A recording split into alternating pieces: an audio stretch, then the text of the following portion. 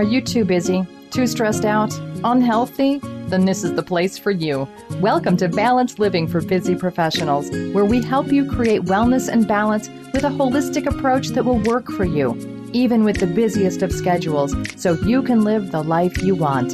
And now, here's your host, Diane Randall. Welcome to Balanced Living for Busy Professionals. Today's episode is about turning adversity into opportunities. As we all know, many Americans have been laid off. Nearly 50% of first marriages end in divorce. Over 19% of adults nationwide had suffered the death of a child. In 2016, 1.6 million people will be diagnosed with cancer, and this is the estimate of the American Cancer Society. And traumatic events happen to all of us, all kinds of people, all the time. My guest, Michaela Haas, PhD, is here today to talk about bouncing forward and how trauma can teach us. Michaela is the author of the book, Bouncing Forward, Transforming Bad Breaks into Breakthroughs. Through the lens of dramatic real-life stories, she explores the emerging revolutionary science of post-traumatic growth, the study of exactly what it is that helps people transform adversities for greater good in their own life and the lives of others. Michaela, welcome to Balanced Living for Busy Professionals.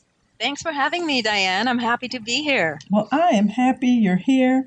I feel this conversation is very timely in the world. As you know, today there's a lot of things going on that are really traumatic for a lot of us. So yes, we talk about adversity, trauma. These are all tough things, let alone trying to bounce forward. When I was researching you and reading about you, I thought about my own experience with a traumatic trauma, the loss of a sister at 19 years old.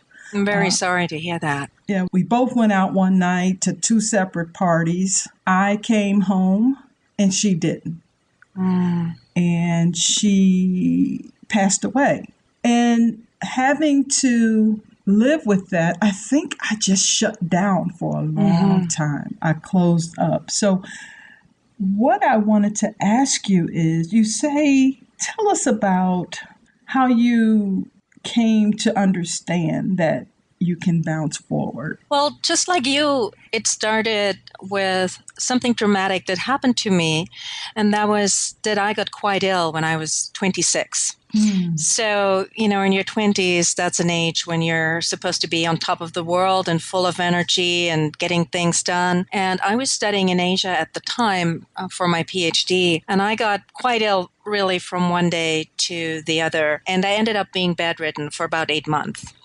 And I couldn't move. I could hardly get anything done. I was married at the time, and I found out my husband was actually cheating on me. He wasn't there for me. And I was not taking all of that well at all.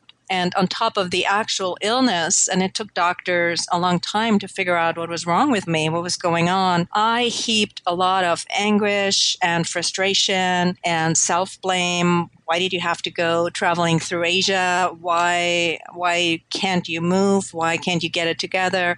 All this good stuff. And the Buddha called this the second arrow. There's one thing that happens to us that's painful, like in your case, the loss you've experienced, in my case, the illness. And then we heap other things on top of it. The second arrow is the self-blame, or you said you were shutting down, we isolate, or whatever our style is of dealing with such a traumatic event. And so I really wanted to research what it is that helps people through it, because I'm a reporter, and as a reporter, I meet so many people who've been through things much worse than what I've been through. And I've always been fascinated by how different people respond and what it is, how some people manage to go forward and even thrive after something tragic has happened to them, while others give up. And that's actually the title of the book, Bouncing Forward. It's a quote from Maya Angelou, who's experienced a lot of trauma and loss in her life. And she called it bouncing forward, going beyond what the naysayers said. Because if you think about it,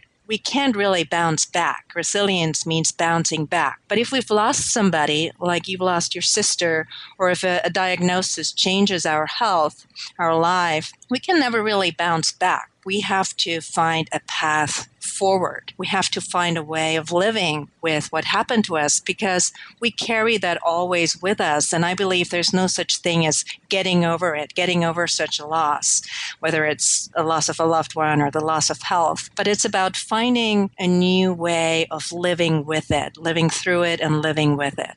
And that's what bouncing forward is about. And I hear what you're saying. For me, I said I shut down, but only until a few years later that I really acknowledged all the feelings that I had around my sister passing away. Mm-hmm. Did I even feel that I was moving forward in an emotional standpoint? Because for years, I didn't even know. I didn't even recognize that that's what was going on. Mm-hmm.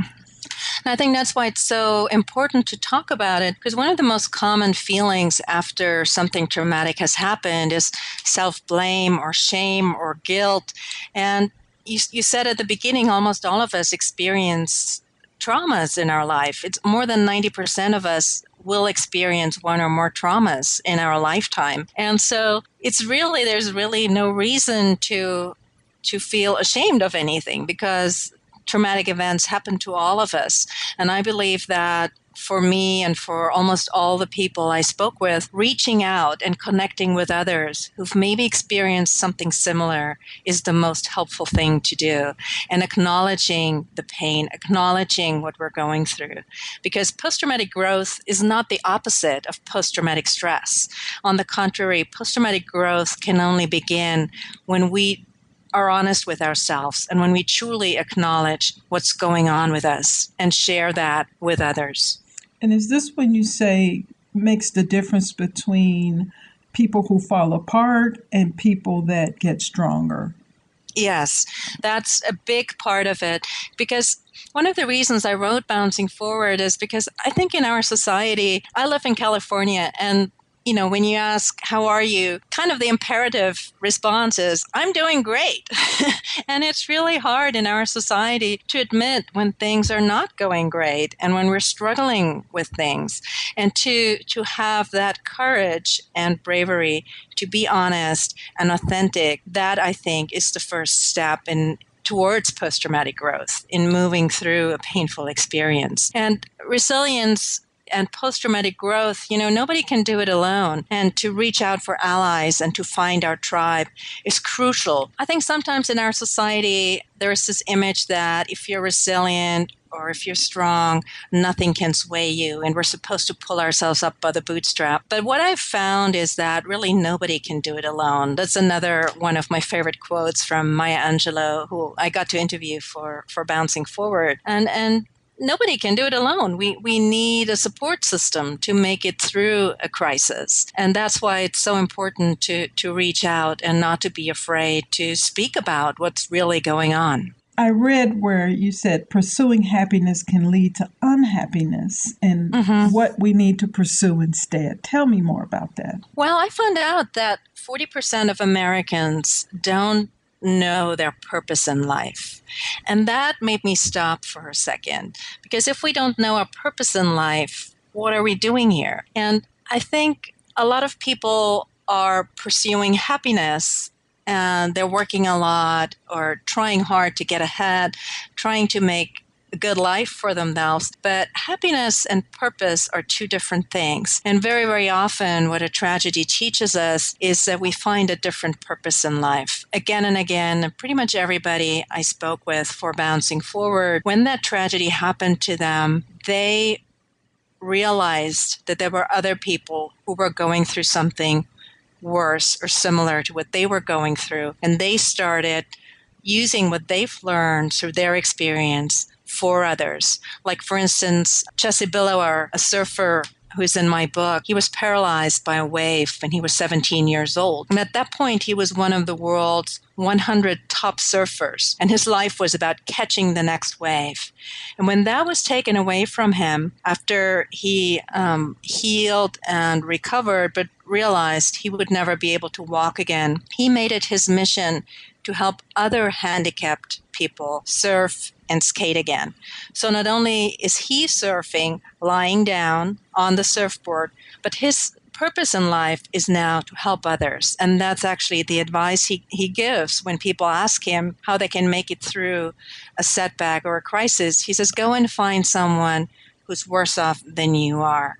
Go and help them. And when you speak with people who've known him before and after the accident, he's such a different person because now his life is about others, helping others. So that's one way where post-traumatic growth teaches us deeper relationships with others and new perspectives on life, a deeper appreciation for life. That's some of the things people say most often. And there are these 5 main areas of post-traumatic growth that people bring up again and again. And this new purpose in life is one of the most common insights that people have after a traumatic event.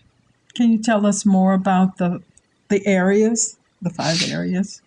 So one is personal strength. And it kind of, we all know that adage, what doesn't kill us makes us stronger. And so in a crisis, I think that's when we find out where our strength lies. I've heard people say, well, I've survived that. Now I can survive other things because I've already experienced the worst there is. Deeper relationships with others is a huge area because in a crisis, we kind of find out who our true friends are, right? Yes, we do. We find out who's really there for us and who says, well, call me if you need anything, and then they're gone. Well, I've also learned along those lines that many of us are doing the best we can emotionally. So when something happens, I can remember when I was in my 20s and if someone didn't show up for me, I was angry. But, now I look at it and I really feel emotionally that person is doing the best they can with their experience, their life experiences and what's been going on in their lives. So it's not something I get upset about. I just see that that person's just doing the best they can to show up. That's very true. And I was very angry at my husband when he wasn't there for me when I was ill and really needed him. And I've come to the exact same conclusion is that he really wasn't able to be there for me. So after, the anger subsided, it's just exactly what you say. There's some people who just have a really hard time being there for you when the going gets tough. And I take it as a personal responsibility, to cultivate that openness, to be there for my friends and my family members, because it can be hard. And in a crisis, people may say things that are hard to hear or uncomfortable or impolite.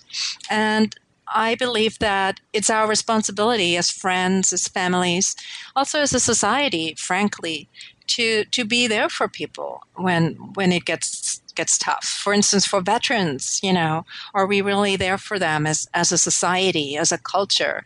And that's another reason I wrote Bouncing Forward is really to foster that openness and encouragement to not look away, because companionship is so important when we talk about resilience and post-traumatic growth. I haven't met anybody who was able to do it without it. So I hope that I can give people some hints or some tools of how to be there for others, for their friends or colleagues or family members when they need us. I also feel we have to be there for each other right now in the climate, what's going on in the world, climate change, inequality of pay, and everything that's going on in the world. I feel as a collective that we all need to come together and try to solve our issues as a country. Yes, because I think every crisis, whether it's a personal crisis or a bigger crisis or on a nationwide level, we always have a choice. We have a choice how to respond. We can either respond with fear and hate, or we can respond with openness and constructive solutions. We can respond by shutting down, or we can respond by opening up. And that's really, to me, where the work lies and where it gets interesting, to make that decision every day, every moment. Because it's so easy to fall into fear or tightening up. And to me, that's the interesting part, is to work on myself and to help others work on themselves, to stay open and to look at, we're in this together, and how can we help each other make it through? And you said the key word, to stay open. And that's our work, right? That's the work we have to do, to stay open, because it's so easy to close. It's so easy to shut down. It's so easy. It's our default. Exactly. Listen, you probably know that in America, we're the world champions in taking painkillers. Yeah. We take 80% of the world's painkillers. And we're not just talking about reasonable pain management. I'm going to have a surgery next week, and I will, of course, I will want some painkillers. But we're talking on a massive scale of what people want is they want to numb the pain, emotional pain, any kind of pain. We just don't want to feel it. And that's completely understandable. But in the long run, we're actually making the pain much, much worse. Michaela, I saw a commercial just the other day. Not a commercial, but a news segment where the CDC is asking doctors not to prescribe opioids for pain because so many people are dying, and it's like a precursor for heroin. Yes. And so many, I just think that's so incredible. But in our society, we don't feel. And I can remember when I felt better when I didn't feel, when I was, long time ago. But what I've learned is, in order to really show up in your life and heal, you have to walk through that pain, no matter how bad it feels. And like you said, many of us do not want to feel that pain. I know people personally, clients who are definitely wanting pain management and drugs to numb themselves so that they don't have to feel pain. But sometimes I ask the question, and I'm no doctor, is what if you're just sad? What if this is just a sad time for you? And it's really okay to be sad. What do you say to people who feel that they just need to take something so they can feel better? I completely understand it. And I did that too when I had the worst time of my life. I think it's a very understandable first response, but it's also the least helpful response. And over the long run, we will make our pain much bigger and greater. And unfortunately, there is no way around eventually feeling it. And a lot of addictions, they actually come from a traumatic event. They come from people not wanting to face the pain. And for instance, in my book, I have a chapter about Rick Allen, who is Def Leppard's drummer. And after he lost his arm in an accident, he resorted to drinking. And finally, years and years after the accident, there was a violent incident where he was beating up his first wife. And so through that, he was sentenced to going to counseling and AA meetings and all of that. And about 10 years after that dramatic accident, he realized for the first time that all these years with all this drinking, he had suppressed what he was really feeling and all the anger and pain that had been boiling underneath, and that he finally had to deal with it. And he says, I was an asshole before, and I had to really take a hard look at myself. And so I think it's really, really important for people to know that we cannot push away the pain. It will make it worse. We can take breaks. We should find ways of inviting positivity into our lives, of finding things that are nourishing and that take our mind off the pain at times. But eventually, there is no way around the tunnel. We have to go through the tunnel. But I think we can shine a light in the tunnel. And that's where I think the companionship of other people who've experienced something similar is so important, because they can shine a light while we're going through the darkness and let us know that there is a world on the other side of the tunnel, and then we can get there. We can make it through it. I believe we can. In your book, Bouncing Forward, Transforming Bad Breaks into Breakthroughs, can certainly help us.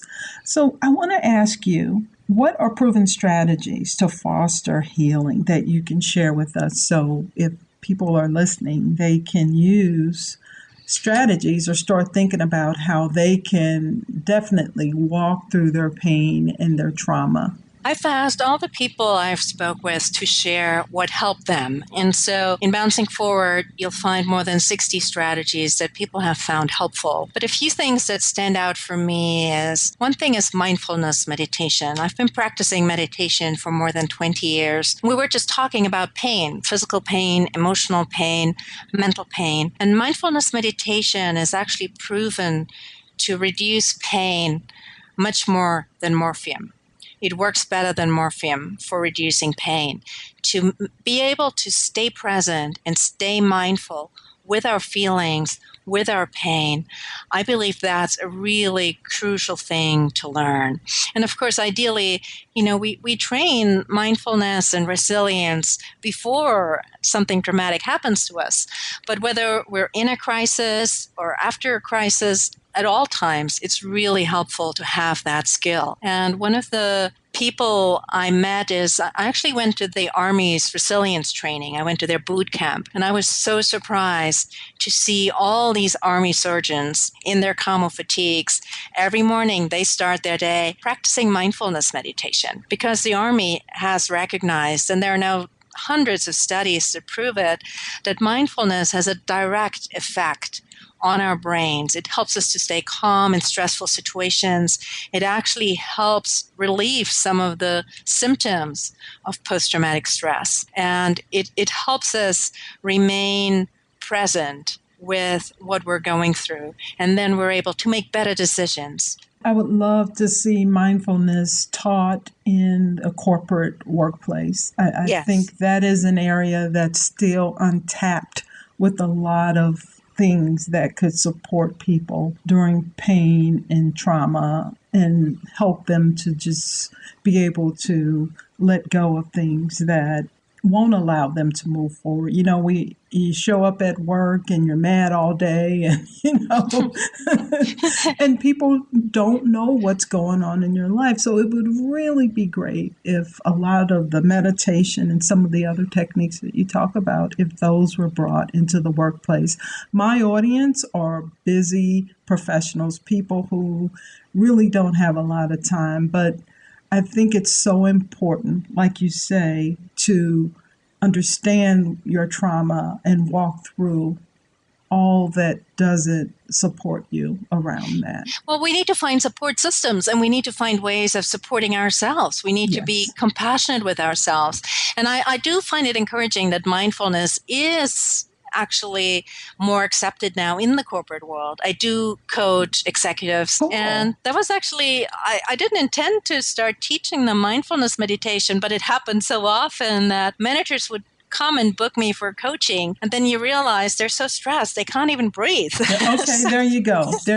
So that's wonderful that breathing. that it is happening. And you're in California too. Everything happens in California first. Oh, even in Washington, there's a congressman now who wrote a book on mindfulness. Yes, I remember that. He gave a copy to every single member of Congress. So that's a start. We need more mindfulness in Congress. We need more mindfulness on the political level. We need it.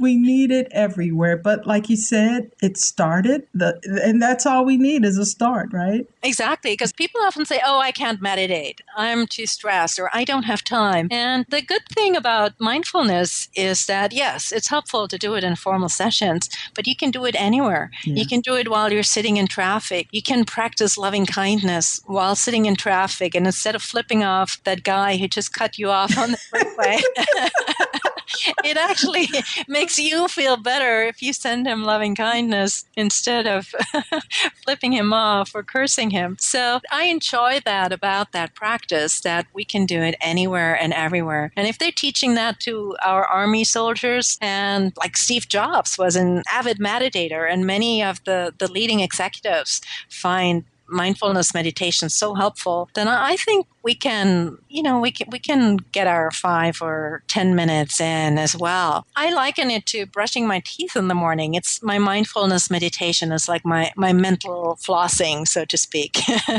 I'm a different person if I don't do it. I hear you. Yeah, it sounds like there's work to do, and there are things being done to help us to bounce forward. And you've certainly given us a lot of things that can help us when there is trauma, and how you've taught us how we can turn adversity into opportunities. So I really want to thank you for coming on the episode today and talking to us. Michaela's information on her book and her website will be in the show notes if you're interested in finding out more about how you can bounce forward. Michaela, I want to thank you for being here today. Thank you, Diane, for having me. I'm really passionate about post-traumatic growth and resilience, and getting out the message that everybody can learn to be resilient, and it's like a muscle. If we just work with it, we can all learn to